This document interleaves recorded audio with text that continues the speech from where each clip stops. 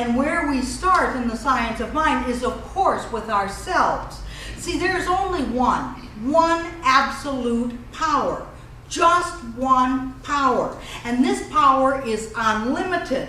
And it's within you, as we talked about in the beginning. And it's within me. And we often think, though, because we're human, that even though there's one power, and this power is unlimited, and it's within you, and it's within me, that somehow we always get this notion that our case is just so darn special and so unique that God's hands are tied, that God can't do anything about it, that really God can't do anything in my situation because it's so unique, you know.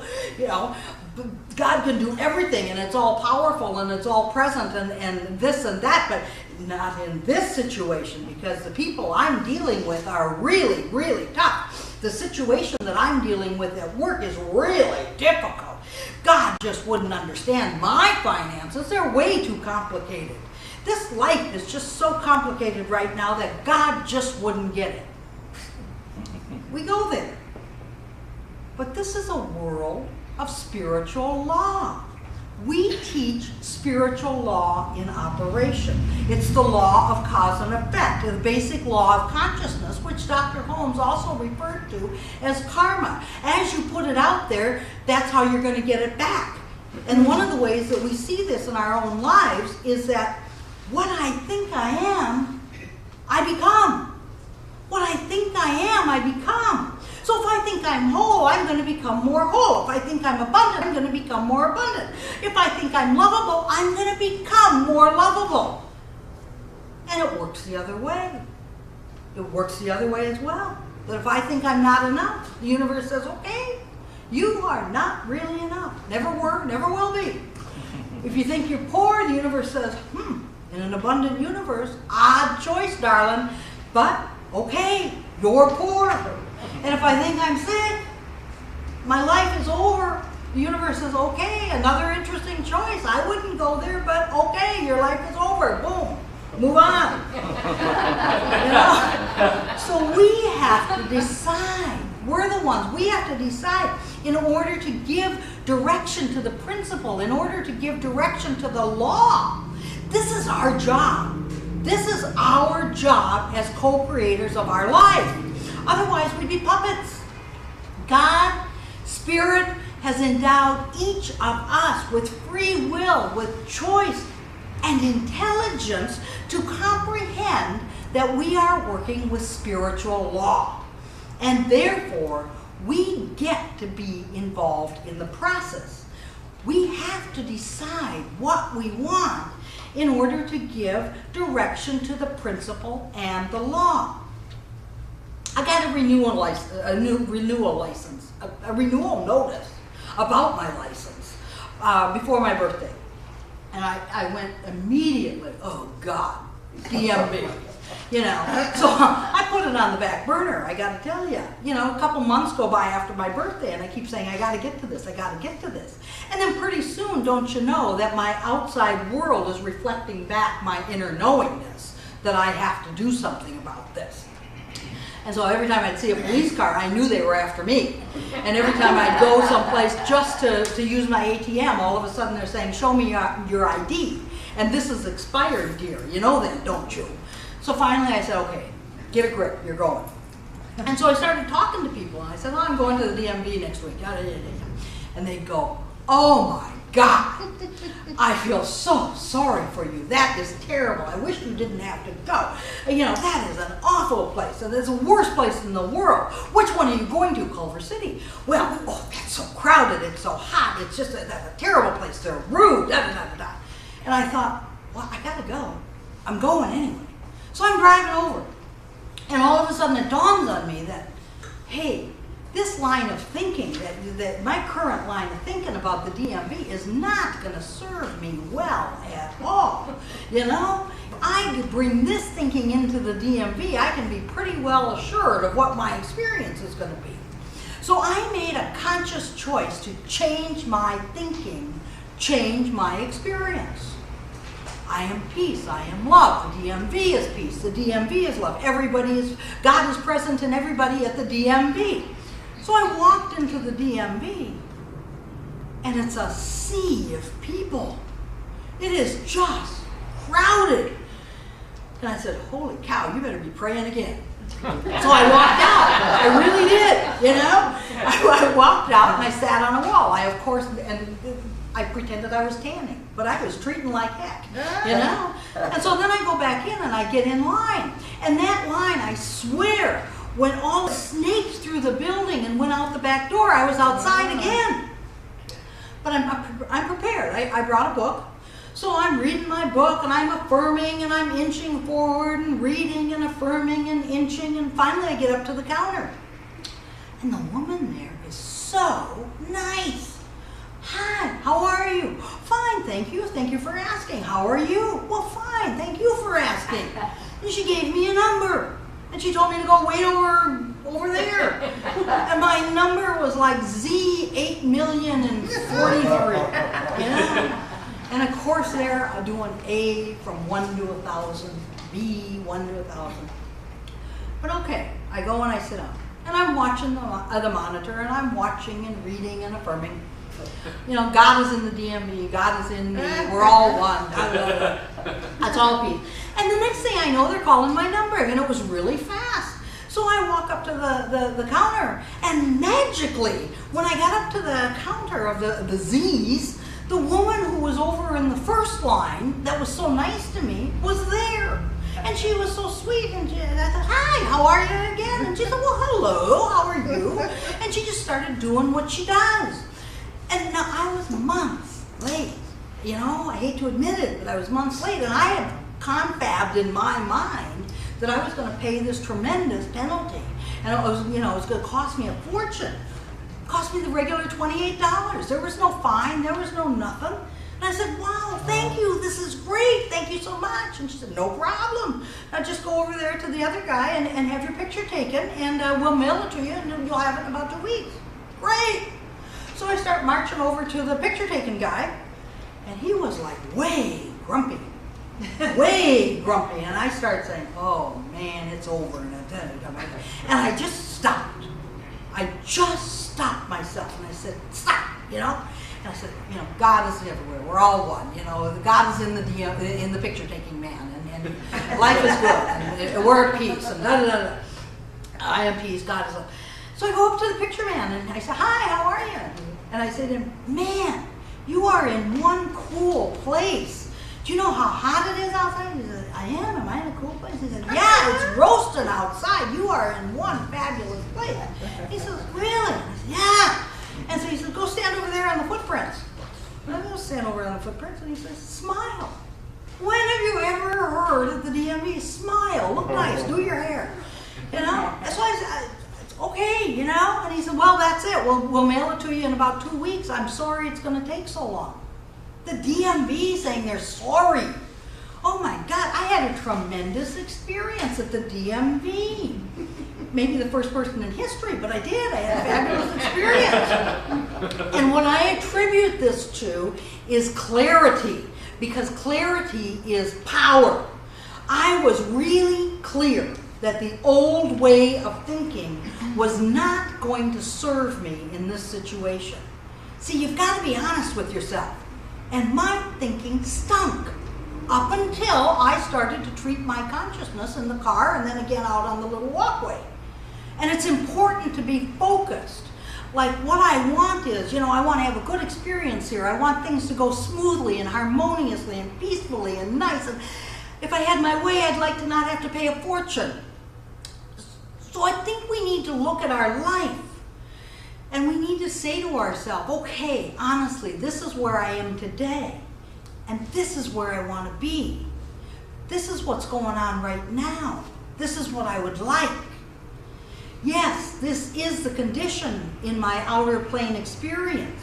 But I know in the mind of God, there is greater possibility in store for me, available to me if I will do the work to lift up my consciousness. So something that I just love about the science of mind is what I call our toolbox. We have lots of different things at our disposal to change our consciousness. We do, we really do. It's not like we have just one thing and we say, oh, we've tried that, now we're really in trouble. Forget it. No, we have lots of things at our disposal. We do spiritual mind treatment, we meditate, we do affirmations, we visualize, we set goals, we work with gratitude, we do forgiveness, we study and we serve and we tithe, and it goes on and on and on and on and on. There's just so much that we can do to lift up our consciousness, to heal our consciousness. And yet people tell me all the time, you know, I'm overwhelmed, I'm stressed, I have so much anxiety, I can't do anything. So I ask them, say, what do you want? Well, I don't know. I have so much stress and anxiety, I don't know what I want. I don't know. But if we're not making progress and not using our toolbox, if we're not doing the work in consciousness, then somehow we're a house divided. To say I have such anxiety, I can't decide what I want to do, we're a house divided against ourselves. We're not working in our own best interest. We're saying one thing and believing in another. We're saying one thing and doing another. In Science of Mind, we believe that you have, each of us, we all have right now within us, the capacity to achieve extraordinary things in our life. Whether that's the healing of relationships, the healing of your body, the healing of your finances. But right now, you have the capacity to do extraordinary things and make extraordinary things happen in your life. And you want to say, like I want to say sometimes, how is that possible? Because God is within you, Spirit is within you, universal intelligence is within you, and God is infinite in its potential and in its possibility. What we say yes to, the universe says yes to in our life. So what I've seen is that little changes consistently over time make a difference. Little changes consistently over time can change everything. So let's just say that you start to meditate. And let's say that you're meditating, say, 2 minutes a day. At the end of the week, you've meditated 14 minutes. At the end of a month, you've meditated 60 minutes. And that's an hour that you've meditated in the month. Pretty good. And you can say, well, I've meditated 60 minutes this month. And that's great. Now, if you build that up to 10 minutes, you'd be 70 minutes at the end of the week. You would be 300 minutes at the end of the month. And if you spend that much time, 300 minutes in consciousness, that's going to start to change you, because that's going to start to change your consciousness. And if your consciousness changes, your results are definitely going to change in the outer world. And that's effective. That's incentive for us. That's why it's so valuable to take time for yourself, for your inner life, and to start to cultivate that inner life. One of the things that we say in the Science of Mind is awareness is curative. Where you have some awareness, that's the beginning of healing happening. So we begin by taking a look at and being aware of what's up with us. What's up with you? And you'll notice, this is up. I notice I get angry around this particular person. Or I notice I feel sad over here. Or I notice I'm frustrated when I do this. Or I'm tired. Or I'm overwhelmed. You have to notice what's up with you. And then, with awareness, you can start to check in with how you feel. And you say, well, what I feel is real. Certainly feels real, doesn't it? Here's the thing. It becomes more real the more you feel it. Now, feelings, that can change in an instant. You can change what you feel. Once you are aware of what you're feeling, and if it's not what you want to be feeling, if it's not in support of your highest and greatest good, like here I am, I'm sad again. I am sad again. I'm so sad. I wish I didn't have to be sad all the time. I wish I could feel differently. Well, you can. You really can. In an instant, you can change how you feel. How? By changing the focus, the pattern of what you focus on. You say, I'm sad. I'm lonely. I'm depressed. Well, where can that lead? Come on. Only one place, and that's down. That is down. It can only go down. Nobody ever says, oh, I was so sad, and then all of a sudden I decided to be happy. No one ever says, I was so depressed, I finally got joyful. That doesn't happen.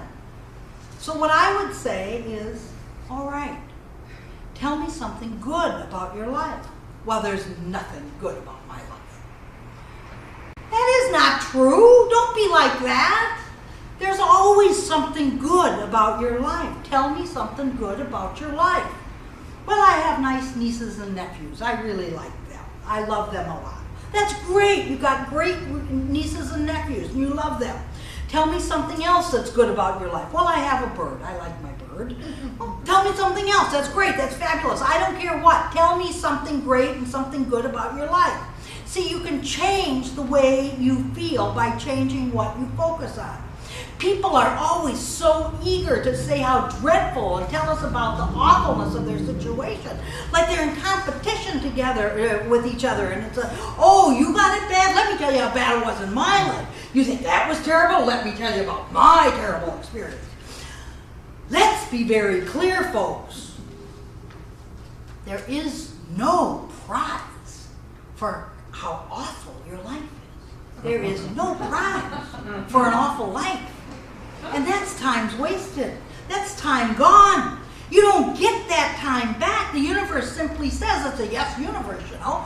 The universe says, okay, yes, your life is awful. You win. Ding, ding, it's over. So why don't you change your focus and change the way you feel? And if you're in the science of mind, you know better than that. Don't we? You keep telling your ain't my life awful story. That's not me. The universe is going to make it so. Think about that. Does that really serve my best interest? Now in science of mind, we are very, very interested in the words that we choose to speak and how we choose to speak to ourselves and how we start to speak to others. And so I'm asking you also then to start treating and start speaking yourself up. Start talking yourself up. Because it's a spiritual principle that your soul loves to hear words of truth. And it especially loves to hear them from you. They love words of truth coming from your lips. So say good things about yourself, to yourself, with great intensity. My life is good because my life is one with God. My life is good because my life is one with God. Say that with intensity. Kind of like what I was doing at the DMV, don't you think? Stop with the why always me. Why is it me? Why am I always alone? Why am I sick? Why am I broke? We are not channeling Zachary Smith from Lost in Space. We aren't. Woe is me. Woe is me doesn't cut it, you know? Remember, everybody wanted to leave him on the planet. The universe can't work with thinking like that in any kind of a healthy way. So start saying things with great intensity. Saying things like, my life is good because my life is one with God, with spirit, with the universe. I don't care, but start saying something like that. And all that why nonsense, why is it always me? Just stop that. Those are the wrong kind of questions to be asking yourselves. Why don't things ever work out? Why am I always alone? Those are wrong questions. And they're wrong because there's always something that we can do. But we got to tell the truth. And we're big people here, so tell the truth. And the truth is you don't want to. You're in church. Tell the truth. We just don't want to. So we spin it. And instead we say things like, well, I can't, I don't know. Come on. You can and you do. You just don't want to. You are not a victim. You're big. Claim it so we can heal it. I don't want to. So what's the truth then in whatever situation that we're dealing with? Well, the truth is that number one, God, Spirit is present, that I am part of God, and that with God all things are possible. Anything is possible. So if I believe, and I do believe, then it can be done. And it is done. See, what we keep focusing on, we are moving toward in our life. So what's it going to be? Everything in our outer world started in our inner world. Everything on the outer plane started on the inner plane. So I don't know why we act surprised. Well, I don't know how that happened. I don't know. What's going on in here? You know? So we have to ask ourselves, as students of this wonderful, wonderful teaching, what do I want to create today? From the time that we get up in the morning, what do I want to create today? And when you find out what you want to create, and the truth is you already know, you really do. It's not like you don't know. And then start with some focus. Some focus on, to be clear on what it is that I want. And then all the things in my life that I have to be grateful for. Because when you're grateful in the universe, it's like you're a satisfied customer at Macy's. And the universe loves a satisfied customer. When you're like a happy, satisfied, content customer in the universe will give you more to be happy, satisfied, and content about. That's why you want to be grateful. And also, be determined. Because we often, and I'm one of them, I'm raising my hand here, we often say, well, I know what I want to create today. I really got it down. I'm going after, what? Oh, what's that? What is that shiny thing over there? And the first shiny thing that we see, we get distracted. We forget all about what it was that we wanted to create. Now, the hardest thing is getting started, creating that momentum. It's like when a spaceship takes off. It's the hardest time. It's when most of the fuel is used, when it's getting it off the ground, starting that push to get started, because it's at a standstill. It's not moving at all. So the hardest thing is to get the momentum and to get going. Now here's the good part. An object that is in motion stays in motion. That's a law of physics. But the other side of that coin is something that stops, stays stopped. Now, I don't want to tell you what you should be doing, what you should do, because I hate it when people tell me what I should do. But maybe for today, we could change should to, for my own greatest good, I get to. For my own greatest good, my own greater happiness, I get to. For my own greater health, I get to do this. For my own greater prosperity, I get to do this. Because I'm asking us to create a spiritual discipline to grow and heal our lives. And I know we cringe at the word discipline. We want to be free and spontaneous and no restrictions and no punishment. Well, what if just a teensy-weensy bit of discipline could bring you a lot of freedom? What if you'd get a lot of power in your life with just a little bit of discipline? It's kind of like when you were a kid and you needed to mow the lawn to get the money to go to the amusement park. Didn't want to mow the lawn, but you needed to mow the lawn so you could have the freedom to spend all day long at the amusement park. Well, that's like us having an inner life, where we're going to get clear on what we want, and we're going to talk ourselves up, and we're going to notice how we're feeling and how we don't want to feel, and we're going to focus on other things. And I guarantee you a lot of freedom, a lot of power. I guarantee you that's going to be your result. This is a yes universe. The universe loves to say yes to us all the time. The universe wants to say yes. So what is it that keeps us from having what we want? I think it's really simple. We've believed in a story that we have told ourselves about why we can't have it. I'm too old, I'm too this, I'm too that, I haven't suffered enough. That's always a good one. I don't deserve. But we have a story about why we can't have it. And having that story is like saying I've created a consciousness of limitation within myself. No victim. I'm the perpetrator. Now you might be saying like many others, I don't have time. I'll do it later. I'll do it tomorrow. Give it up, dear. Give up that excuse. We all have the same amount of time. Nobody's watch has more hours on it than another one. We're all working with the same amount of time. So life says yes to us according to what we say yes to. So get a grip. Start saying yes to what you want. This week the goal is to open yourself up because life is trying to give to you in greater ways than ever before. But you have to cooperate. So it might be for you, you might have to give up the old story. If it is, do it. Get clear. Get focused. Get grateful. The universe is trying to give to you. There's a power in you that responds to you. Give it a chance, work with it, and create the life you came here to live. And so it is. So it is. Yay. Oh, wow.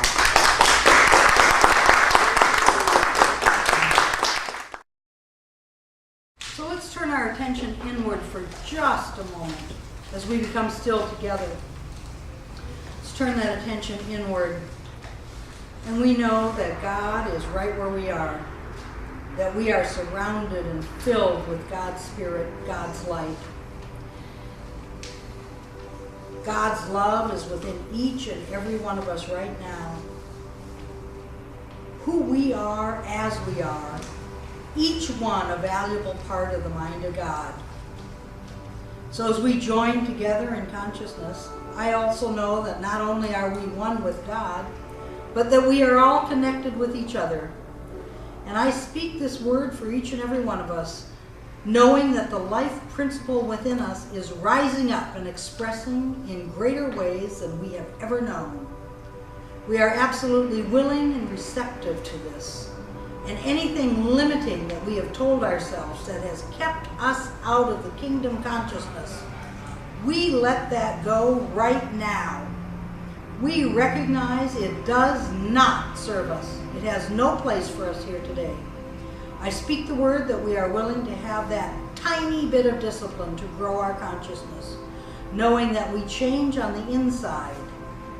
The outside can only correspond in healthy, abundant, loving, creative ways.